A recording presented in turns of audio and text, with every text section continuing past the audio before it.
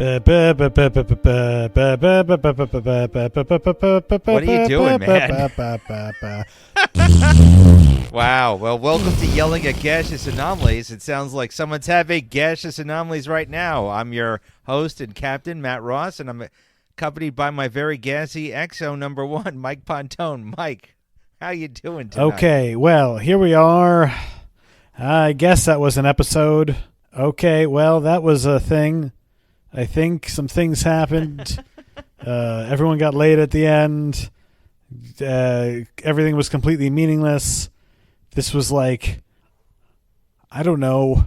Well, what happened? Don't know? Well, I'll tell you what. Well, this is a shore leave. You have no heart, you have no soul. It's just silly fun. No, it's like a fantasy episode.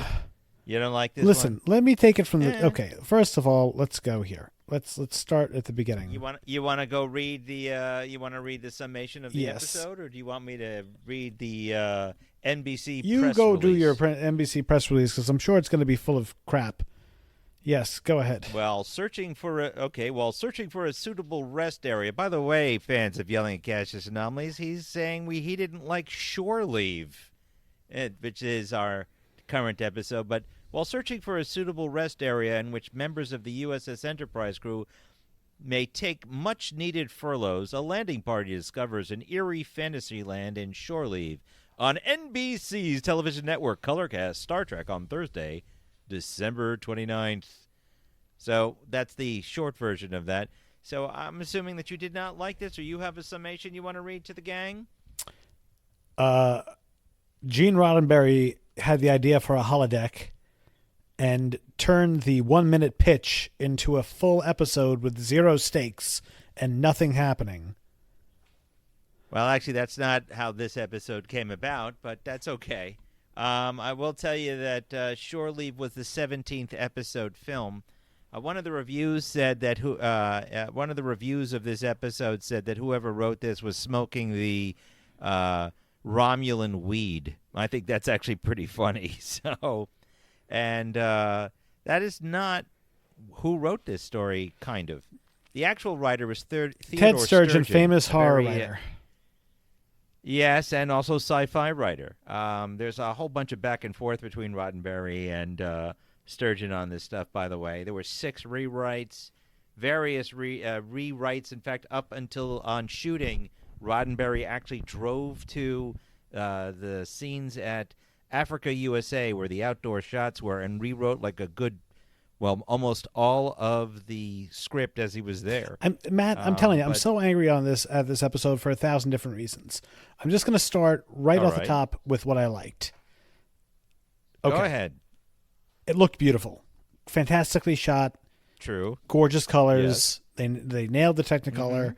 I don't know how they were getting such beautiful, lush tapestries in apparently natural light. With everything popping, so the color correction, I don't know what you want to call it, is great. Emily Banks is a much better and much more attractive and much more charismatic yeoman than Yeoman Rand.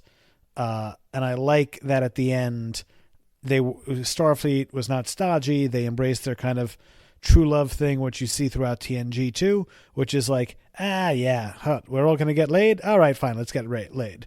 Which is why there are places like, people openly go to Risa, where it's just like, imagine that. If I said, hey, Matt, where are you going? Oh, Risa. It's like, so you're going to go cheat on your wife, right? With a bunch of sex slaves? Like, yeah, we're going to Risa. What else are you going to do? So past that, first of all, Matt, let me just start at the top. This is straight plagiarism. Have you ever read the short story by Ray Bradbury, The Veldt?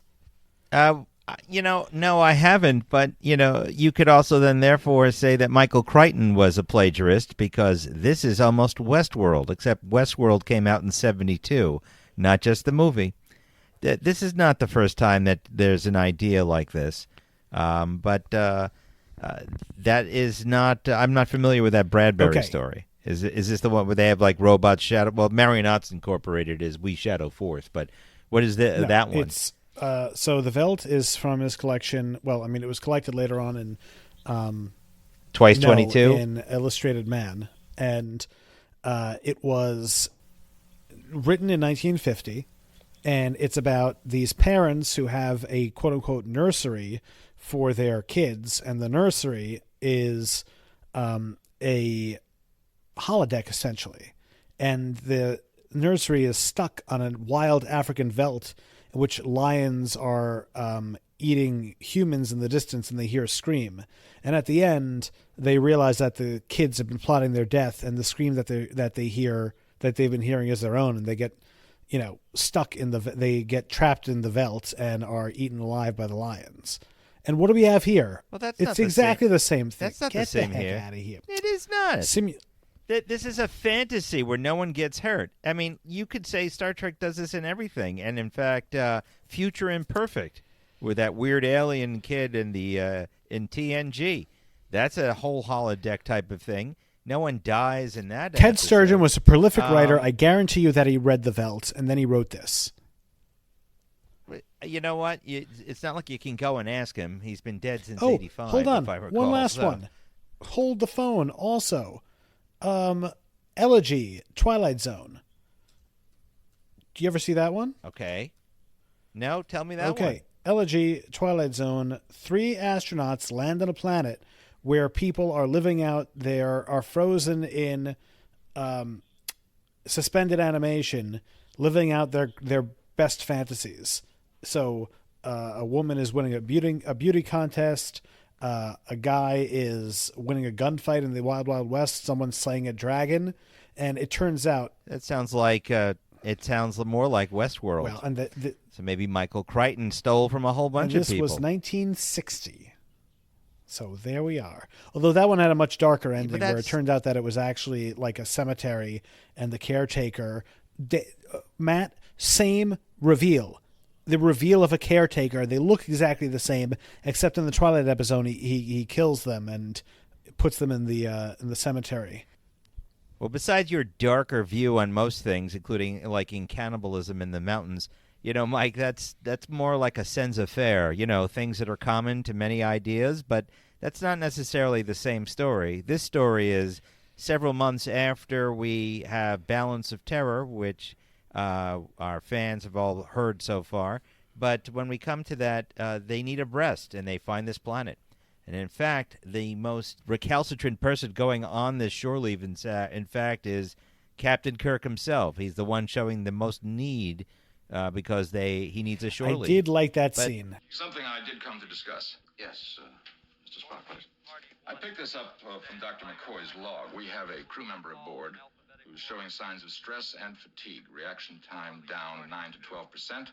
Associational rating norm -3. That's much too low a rating.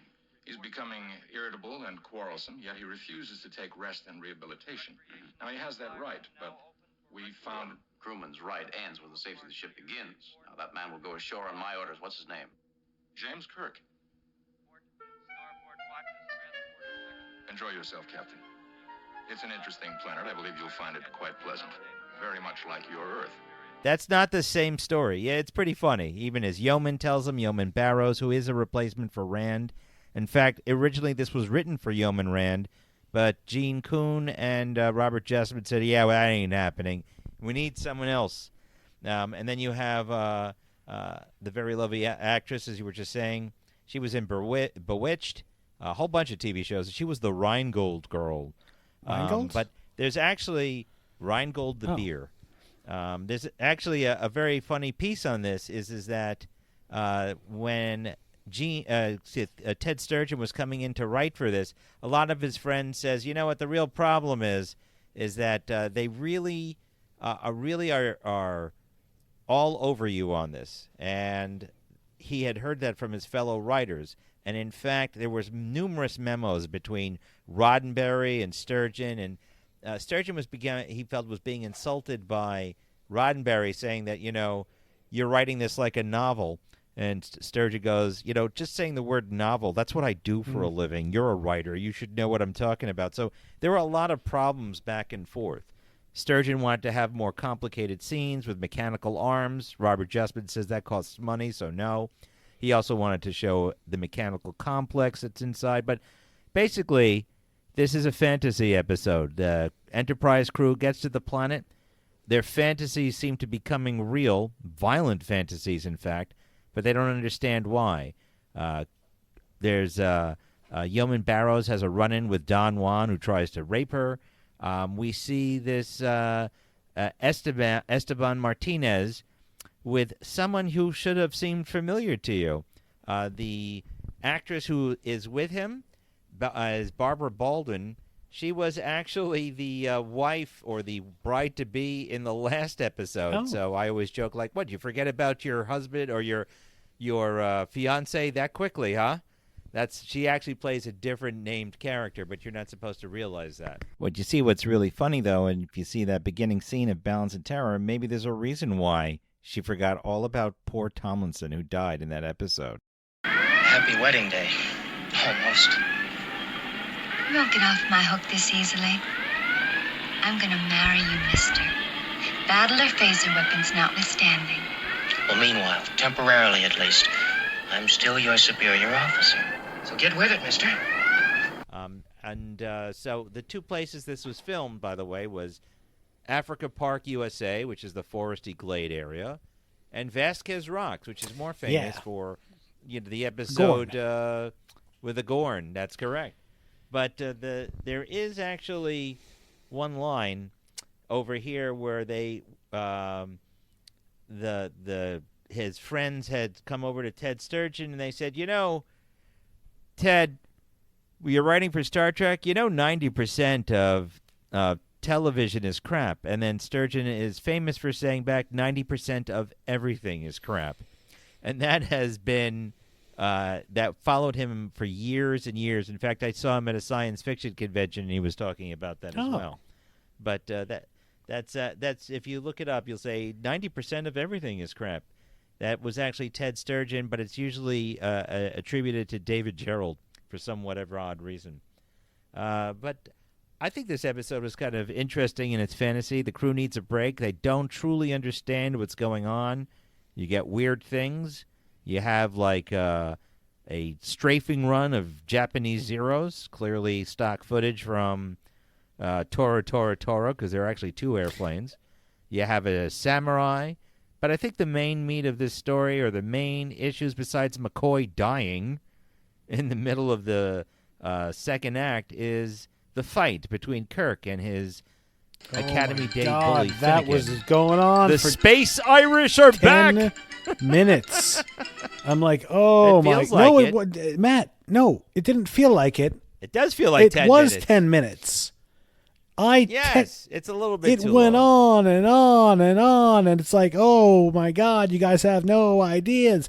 I will say I did like the bullets popping on the ground. The squibs that they're running through looked pretty good and kind of dangerous, actually.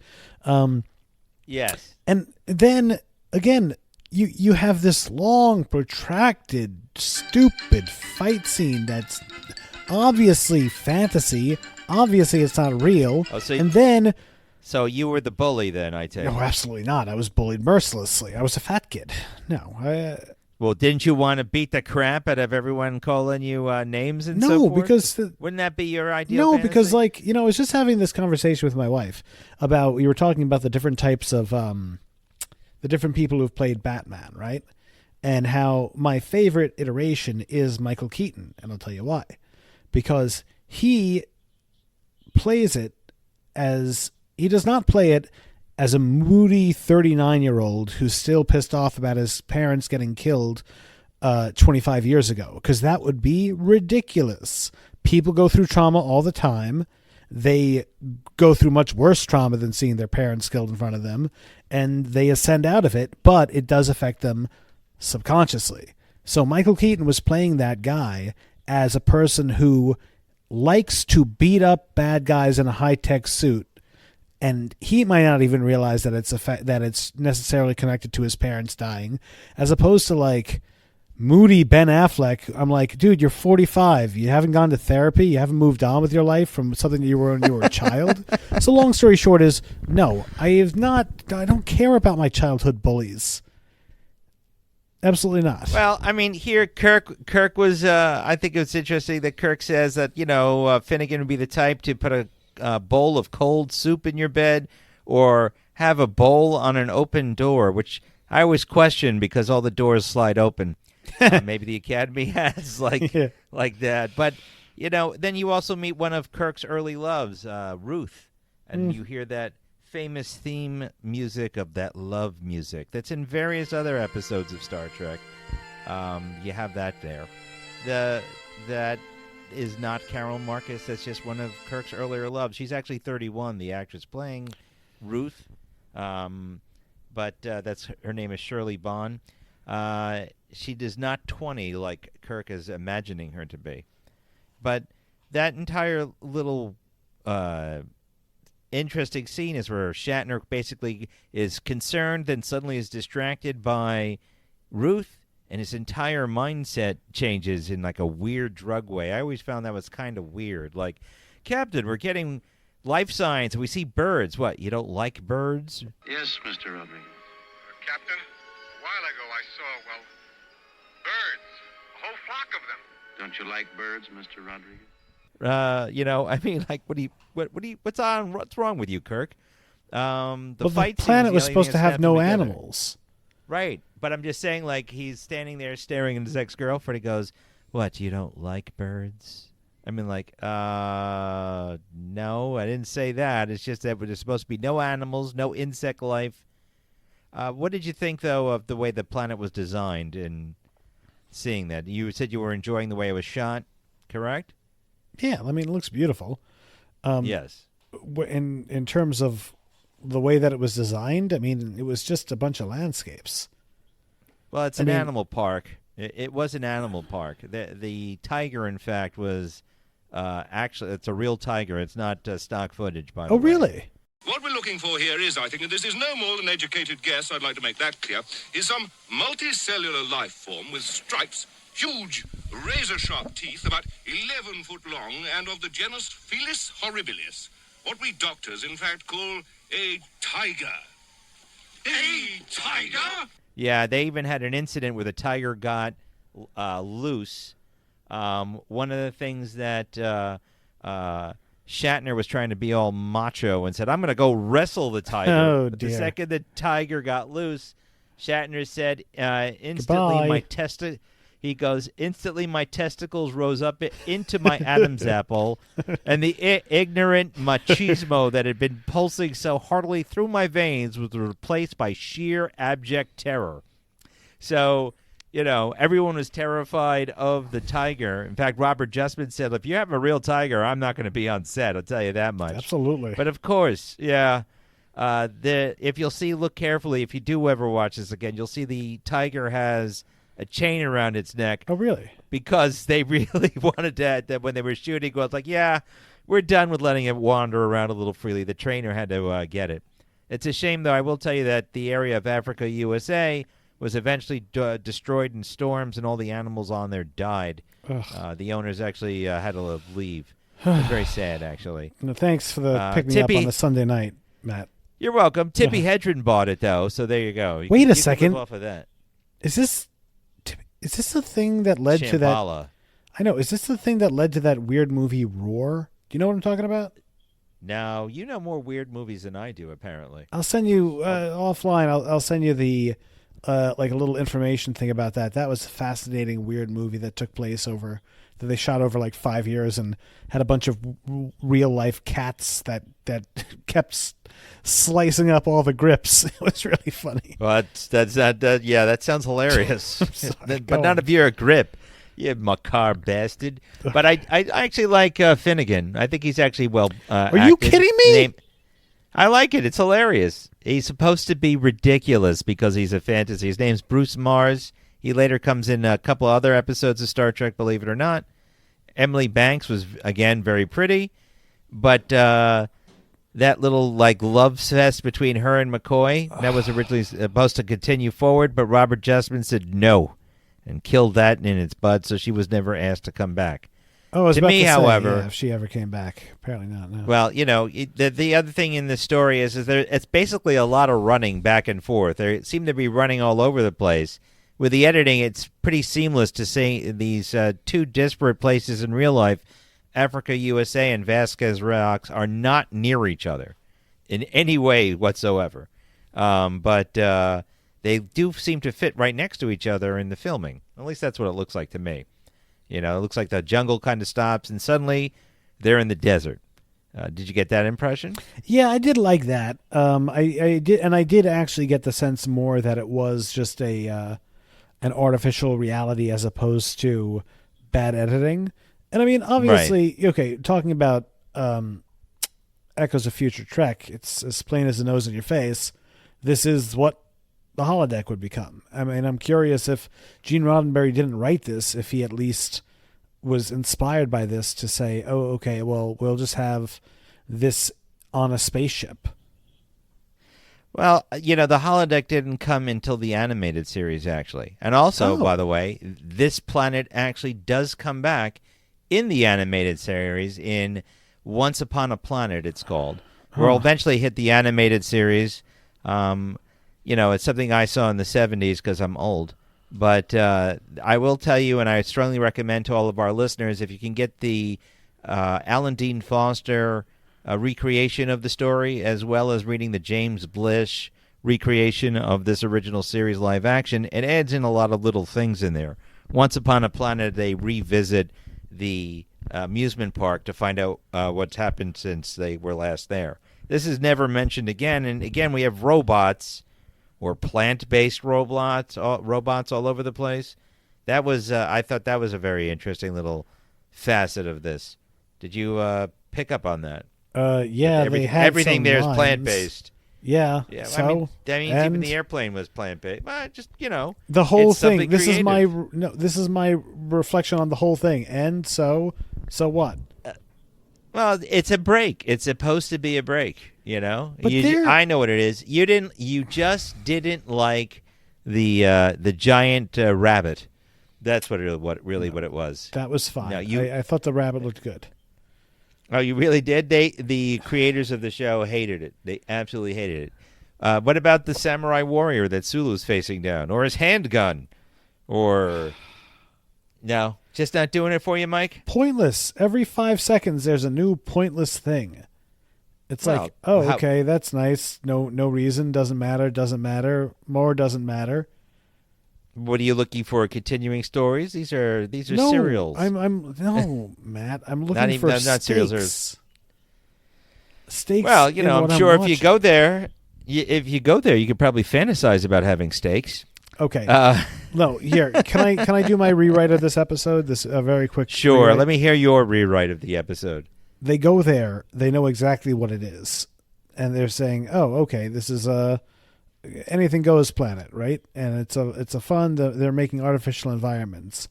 Turns out they scratch below the surface, and there are people enslaved in like Matrix-esque things where they have to use their consciousness to inhabit these bodies and act things out, and they feel the pain that's being inflicted on them.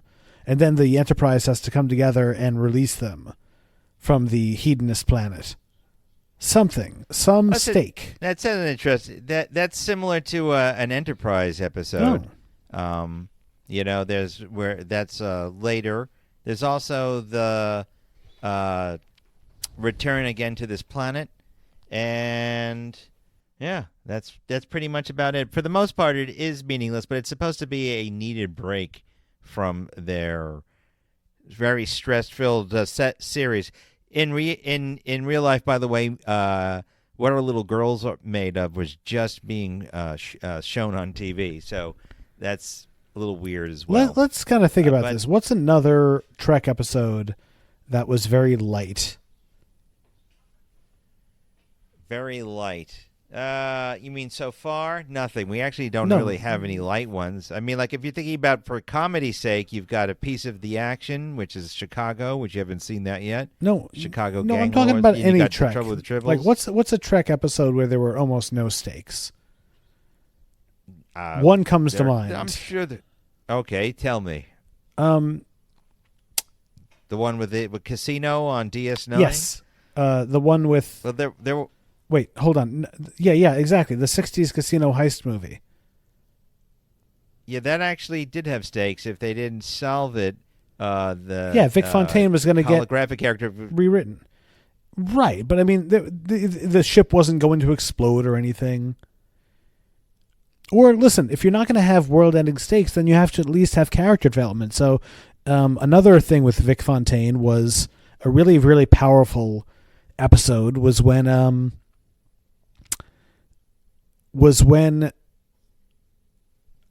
Nog had lost his leg and he got entrenched with Vic and got really into running the casino because he was suffering from PTSD and was having phantom pain in his fake leg.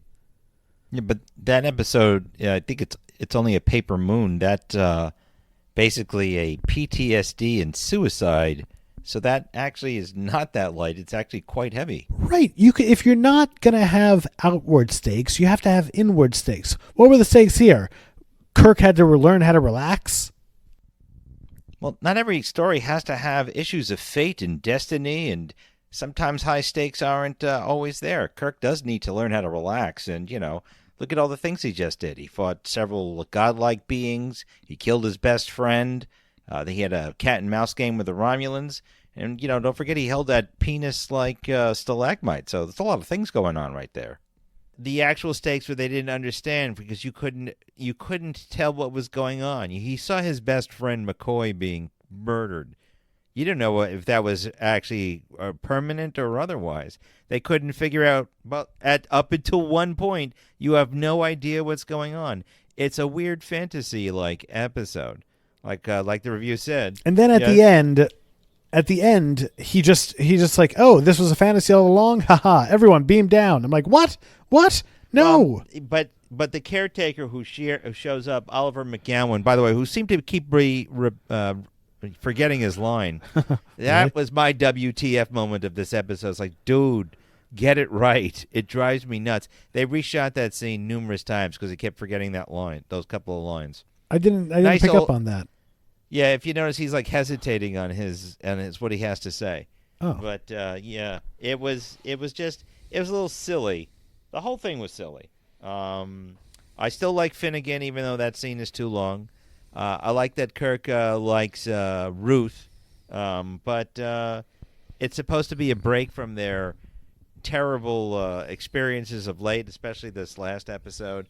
It is a light fluff piece. I'm not going to say it's the best thing ever, but I don't really think there's much more else to it. It's just a fantasy. To me, they should have picked up on the fact that everything they were thinking was coming on to reality. You know. I will say one little thing that I thought was very hip for the time was in the beginning when Kirk's back is hurting him. He thinks that Spock is giving him a massage and he's enjoying it. And when he realizes the beautiful young woman is, he's like, okay, get away from me.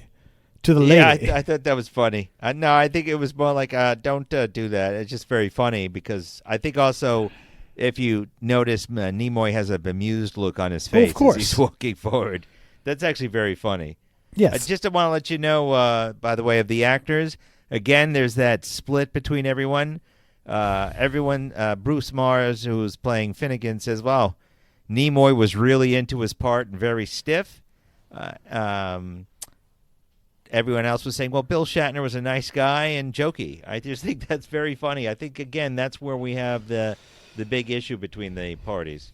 That, I was just listening to a podcast today with Jason Alexander talking to Wayne Knight, who plays Newman on Seinfeld. And our boy, Armin Shimmerman, was recently on an interview where he said that he had a really bad time on Seinfeld, that he was a guest star, and that they were not very welcoming at all, and that they were not kind to him, and that he had a very bad time, especially coming from DS9. And Jason Alexander asked him about that, and he said, like, were we mean? Because, of course, Wayne Knight was not a regular. He was a recurring character. And he said, you guys weren't mean, but you were very focused on the work. And you were very, very interested in getting the material across because you knew that it was successful and you knew that it was very, very well written and that it was like lightning in a bottle. So the point to say that I'm willing to bet that whether or not McCoy was good, was nice, or DeForest Kelley was nice. Sorry, DeForest Kelley, or if Shatner was nice. It probably depends on how hard they were working that day. I mean, it's difficult to be an actor, you know? No, it is. You know, as Shatner has often commented, it's like, I've got like 10 pages of dialogue to memorize and different emoting scenes. And in his famous arguments against Takai is like, and he's got like maybe 2 lines, and he's complaining. Right, and he's complaining that you're not saying hi to me when I'm walking in the morning. It's like, give me a break. By the way, I do have to say, I did enjoy. I was watching closely the stunt doubles going back and forth. Shatner did a fair amount of his own stunts. You know, yes, he did. It's pretty obvious when there's a twist, but because it's obvious when there's a turn, it's also obvious when he's taking a punch or throwing a punch. Right. Well, you know, Shatner's stunt double is always in there. That's Eddie Paskey. Eddie Paskey, by the way, said, "I'm not working with that tiger too." That's the way I find that out. It's like, he knew better. Hey, man, everyone's got their limits. Yeah, there you go. That's Mr. Leslie, by the way, to remind everyone on this. Yeah, well, that's pretty much about it. I mean, I guess we should go to our final thoughts or our final grades on this. Mike, since you seem to be romantically involved with this episode, what are you going to give this on our very scientific 1 to 10 scale? 4 out of 10. Not as bad as Miri. Really down. But not as bad or pointless or annoying as Miri, but just like, and listen, beautifully done, and actually, I dare say, very well acted, except for Finnegan. And I'll even say this: it's not that guy's fault; it's the editor's fault or the scriptwriter's fault. You guys could not, your story could not justify 10 pages of a cackling Irishman punching you in the face. It just doesn't work. Tell you what. We'll go to an Irish bar. We'll pick a fight. We'll see how long you can last. I'll just stand back there. Goes, no. He said your mom's something. Yeah, that's it. Oh yeah, it's so funny at the end where Kirk is like all happy when it's a reveal, and meanwhile his eye is swelling up like a balloon. I'm like, what? No, you would not be okay with this. That you guys got the shit kicked out of you. Hey, and he got his shirt ripped. That's actually made fun of in a movie called Galaxy Quest. Of course. See you got your shirt off. Yes. That's always hilarious. Shatner's shirt is always ripped in some weird way. Just a couple of other notes. The scenes where they're like running through that rock canyon, that's actually at night. They used arc lights to make sure that you could see. Yeah, those are all night scenes. If you take a look at seems extremely bright around them, or they seem extra shiny. That's all from set lights. Those are not. That's actually at nighttime. It's like, wow, those are some damn bright lights. The other thing I actually liked in this was the little antenna following them around everywhere. But it is a lot of running back around, so I'm actually going to give this one a 7. I only like it because every time I see it, I have a good time with them running back and forth and seeing that glade area. I enjoy seeing that. I enjoy learning a little bit of Kirk's background with how he was picked on because he was so serious. And we actually heard that before in Where No Man Has Gone Before, because he was a stack of books with legs, if you recall Gary Mitchell saying that to him. But, yeah, it's a nothing episode. There's really not much else to say about it. But you could say it's a fun diversion from the seriousness of, let's say, Balance of Terror, or the fact that they just did the Corbomite maneuver. I don't think there's anything else we have to say about that. So I guess we'll just round this up here. And our next episode coming up will not be Shore Leave. It'll be the Galileo 7, an episode with Mr. Spock in command of the Galileo shuttlecraft and what happens. And that'll be coming up next on Yelling at Gaseous Anomalies. Mike, you have anything else you want to add to our valiant listeners out there? No, Captain, it's always a pleasure, even if it is not the best episode. And also, I might have been extra harsh on this coming off of my favorite episode last week. Balance of Terror? Yes. No, not the one before that. I'm sorry. Conscience of the King? Yes. Oh, okay. Well, I understand. Different strokes for different folks. Well, that just about does it for all of us here or both of us here on Yelling at Gaseous Anomalies. And remember, if you want to contact us, email us at yellingatgas@gmail.com, or like, share, and subscribe us on YouTube and all your favorite podcasters out there.